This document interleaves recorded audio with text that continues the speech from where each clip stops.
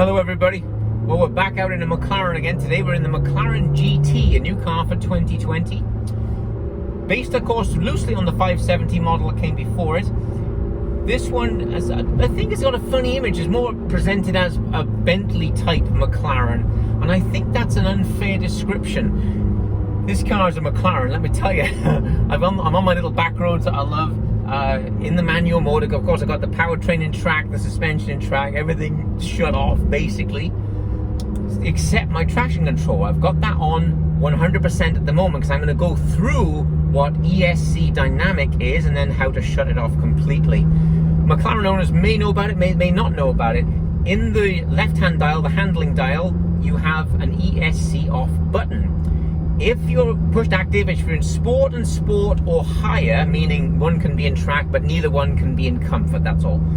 As long as they're both in sport and sport or higher, you push stability control one time and it goes into ESC dynamic. Let me spin this thing around here. Here we go. We'll have a bit more fun. Not that I would ever break the speed limit, of course, or condone that. I think that's a disgrace. Yeah, this is a McLaren for sure. Wow.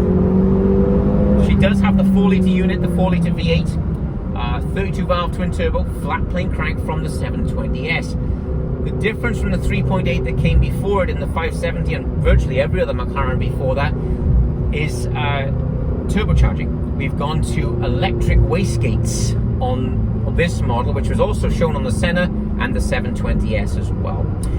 The advantage of that, of course, being electric, no spool time. I'm in 4th gear here, about 3,000 revs, just touch it, there, straight away. I mean, there wasn't any lag, there wasn't any wait time. She was just good to go. So, stability control. I've got her in track. If I leave it as it is, I have 100% traction control on, even though I'm in track mode.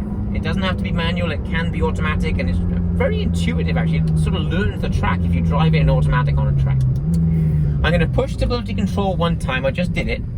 What that now gives me is full throttle whenever I want it.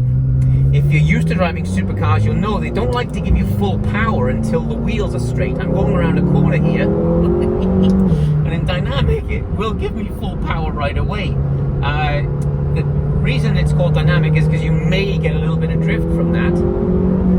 You may have seen in 720S that you can actually dial in how loose you would like it, same in the Senna. Nice tight corner here, 3rd gear, and just booted. Wow.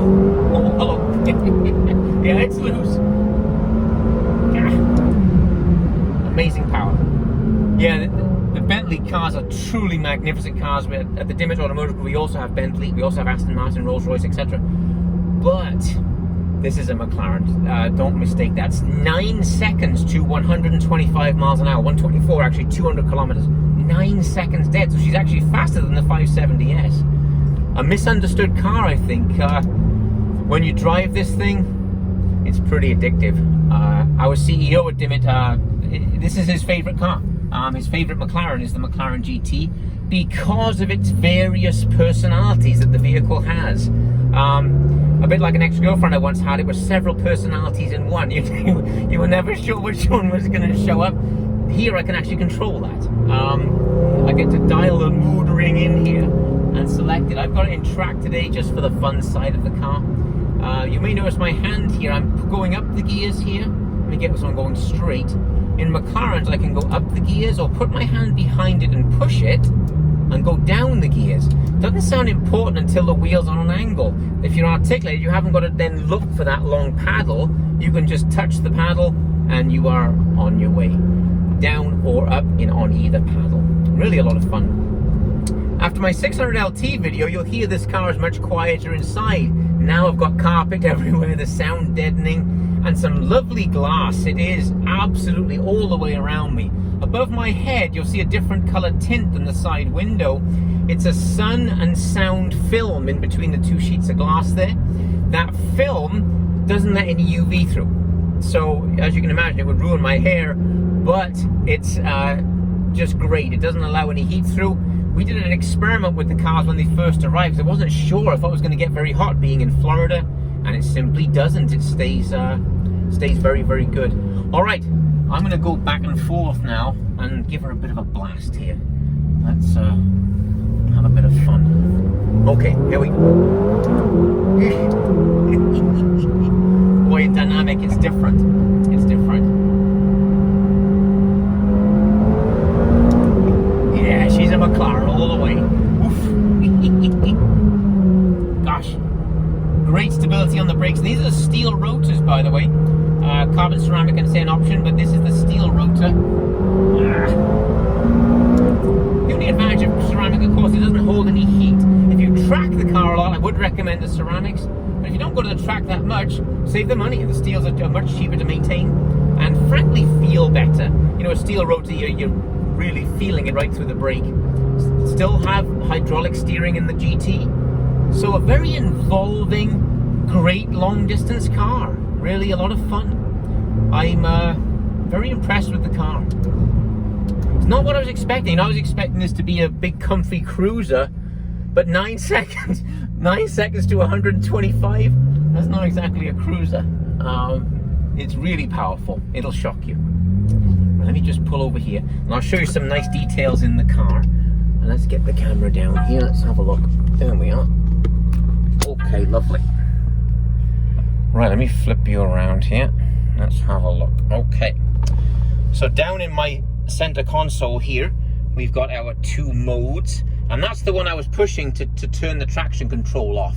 I didn't turn it completely off. You'll notice up in the display up here, it says ESC Dynamic.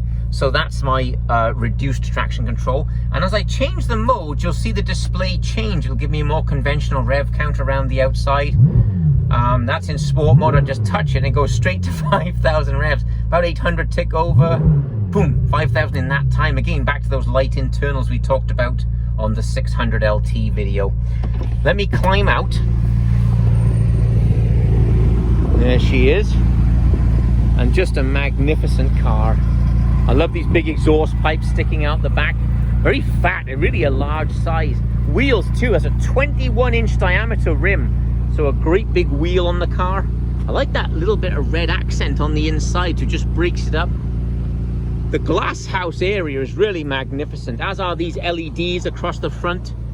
Really a nice look to the car. I've enjoyed it very much. This is not what I was expecting. I was expecting a sort of a softer car, a not such aggressive car. But track mode, she's a handful.